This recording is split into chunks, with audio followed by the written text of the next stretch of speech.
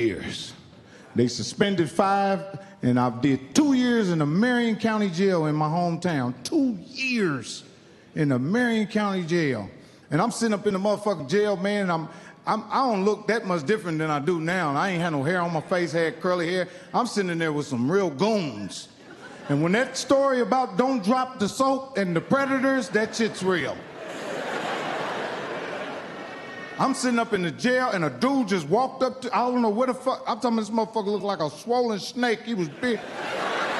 He just walked up on me and said, I'm gonna hit you in your motherfucking throat. I said, what the fuck, what? Nigga, I ain't even dead. I don't even know you. I guess he wanted to fuck, he was trying to fuck me. That's how they do it. They bully you, and then if you let them bully you, they bully you. So I guess he thought he was trying to set me up for that. I said, oh, I got to figure something. I kept saying to myself, I'm gonna bite this nigga if nothing else. A bite is a bad motherfucker, yeah. Somebody get you on the ground, bite them. They getting up. I'm biting the shit out you, nigga. Big Mac style, wherever you got me on the ground, I'm biting the fuck out of you. Nigga didn't know I was finna use my mouth on that nigga for real.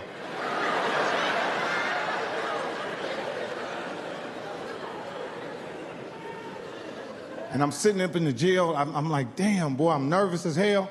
And I seen a dude, man, named Louis. He was big as fuck. He looked crazier than the other dude. And he said, Mike, I said, Louis? And he was a drug addict. This dude, Louis, on the street, he was a drug addict. On the street, he was real shriveled up. He was dirty. But in jail, when he get his rest and he's eating and working out, he looked like a monster. And I said, Louis, he said, Mike, what you doing here? I said, man, I was trying to sell some dope and got caught. He said, man, you know you ain't the type of person supposed to be in here. He said, man, how's your sister Julie? Because he knew my sister. He said, how's Julie doing? I said, man, she's doing good. He said, man, you have any problems? I said, I got one right now.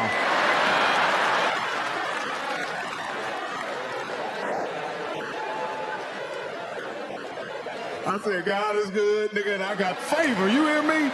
I got favor. He said, who? I said, he's standing over there right now. He said, point him out. I said, no. I said, he's looking at us. Because I didn't know if I pointed at him. I said, I ain't pointing at him. He's over there. Man, he went over there and whispered in the dude's ear. And when he backed up, he came back to me. He said, yeah, Mike, check this out, man. The dude right there, he's a bully, but he's a bitch. He ain't supposed to look at you, talk to you, walk past you. I said, oh, thank you. So the whole time I was in jail, this how the dude was walking past me like this. I said, oh, Lord, what the fuck did he say to him? Yeah, I'm telling you, man, shit. I tried to go to the military, I ain't gonna lie, man. Any military people in here? Attention!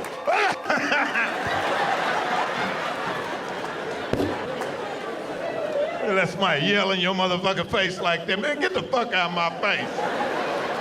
Don't die, I'm like, nigga, I'm out of here. I quit. I don't want to do this. Get the fuck out of my face. I tried to go to the military, man. I took the test and flunked. They call it an ASVAB. Man, that recruiter picked me up and took me out to dinner. I went to Ponderosa. I had that big potato with that steak. What? Man, I took the test and flunked the test, man. I couldn't get his ass back on that phone. I knew something wasn't right. But I'd already lied and told everybody I was going to the military. I'm like, look, I got the brochures. I had some brochures. I leave, I think, next Wednesday.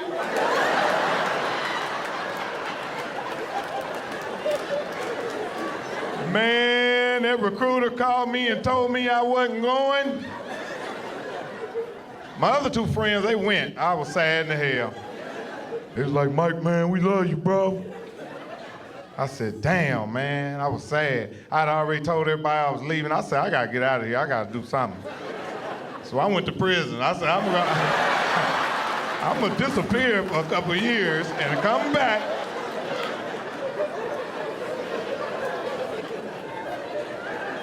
Because guys who go to prison, they not fair to young guys, because they make the young kids want to go see what's in there.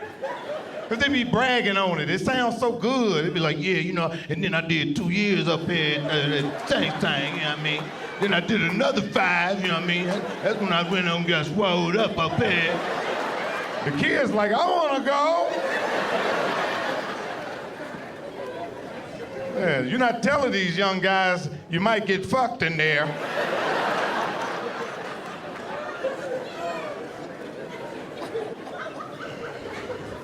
And on the street, you know, in the hood, they call them ops, you know what I'm saying? That's your ops. I'm like, what the fuck is that? Yeah, your opposition. Oh, I'm like, okay, I don't know. Yeah, OG, that's an op right there. Yeah, there go my op, watch out. I'm like, what's an op? Is that a cop without the C on it? Then they got little dudes, they call them hitters. These are the little dudes that shooting motherfuckers. Shooters, they go to the little shooter. And they be describing this motherfucking dude that's shooting everybody. He be the size of that pole. I be like, that is the shooter? He's a little bitch. He built like Pink Panther, pants tight.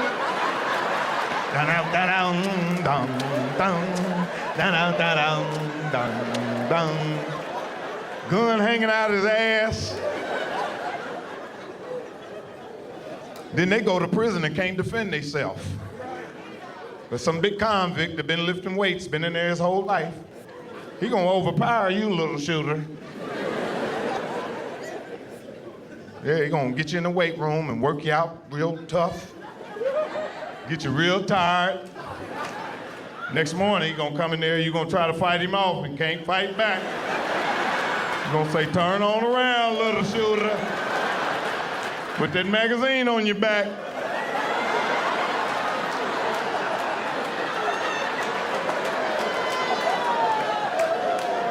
Spank your little buns, nigga.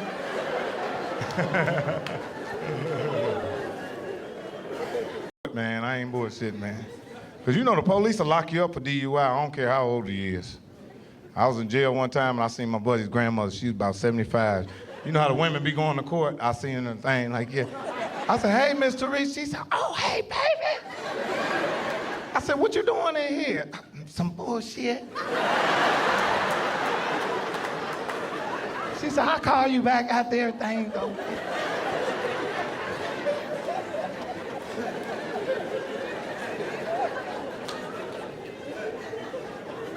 I seen her about 2 days later. I said, they ain't let you out? No, baby. Some stuff came up on me.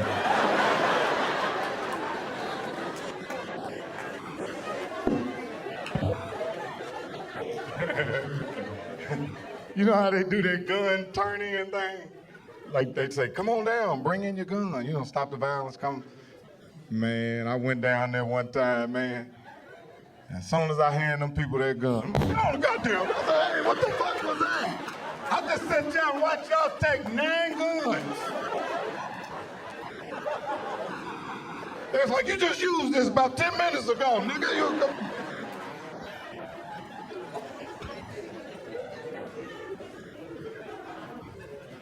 One of my buddies, man, rest in peace, man, he was in prison, man. His mother tried to bring him some Jordans in prison. So this lady about this tall with some size 15s on, she walking in. They said, if you don't take them fucking shoes off,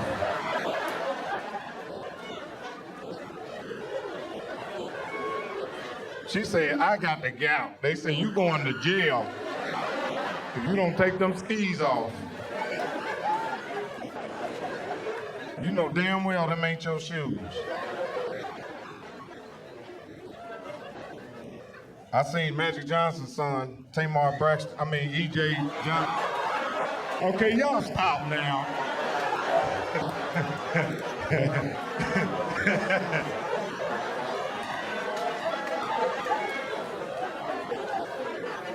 I need my little asthma thing, my little pump.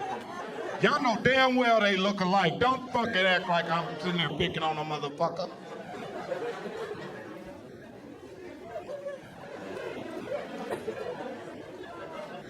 Telling niggas still go to jail.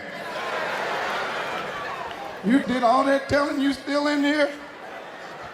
Niggas in jail are the lyingest motherfuckers ever. Nigga be in jail lying like, man, you know they took 100,000 from me, man. Kicked in the door, took 100,000, took 50,000, man, took everything. Be like, why you ain't got no money on your books? They took everything.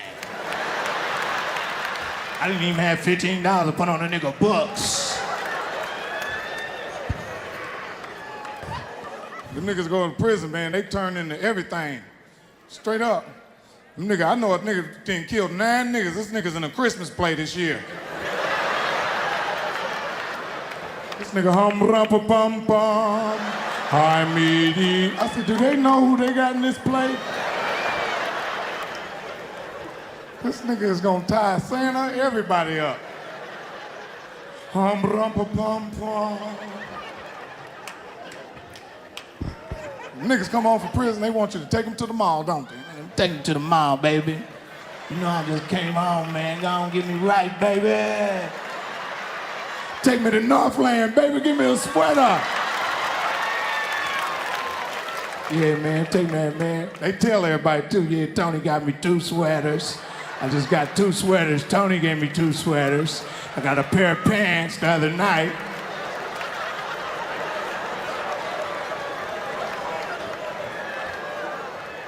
See the nigga a year later, man, you know I just came home, don't you? Nigga, you been home for a while now. Good lying motherfucker. And if you've been selling dope for 20 years and you ain't got shit, it's probably time to get a job. I mean, straight up. You know, I started off working jobs. I had a lot of jobs, you know. I worked at Hardee's. You ever heard of that? That's some Midwest shit, yeah. I worked at Hardee's. Every job I worked at, I sold drugs on it. So I was the weed man on all my jobs. And the boss would wonder why I had more than the rest of the employees. When you sell drugs on a job, you can give out credit till Friday.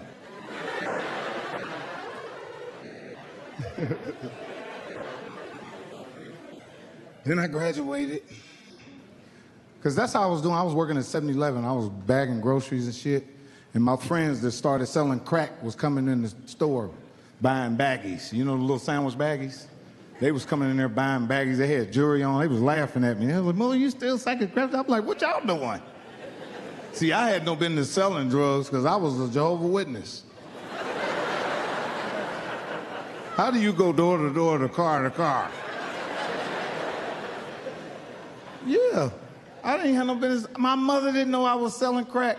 I was so excited to sell crack, and I didn't know what I was doing because I was watching the videos and shit. I was listening to NWA, and I was like, oh, I'm getting in this shit.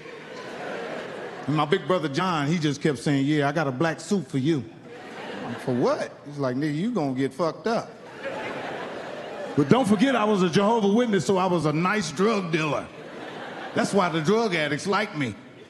You know, I was real nice. I felt sorry for the people that were selling dope. Before I give it to them, I say, you really need to change your life. And then I'll sell it to them. Give me the money anyway. Somebody else is gonna get the money. And one time I sold into an informant.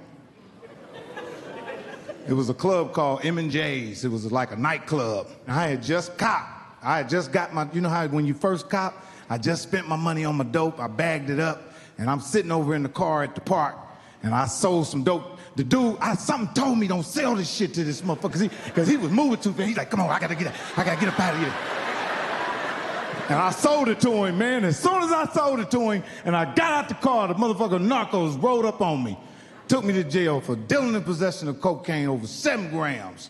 And if you Google Mike Epps mugshots on your phone right now, you will see where I caught that case, 1990. Look at the picture. Yeah, look at the picture. I'm gonna give you a second. Oh, you ain't got no phone?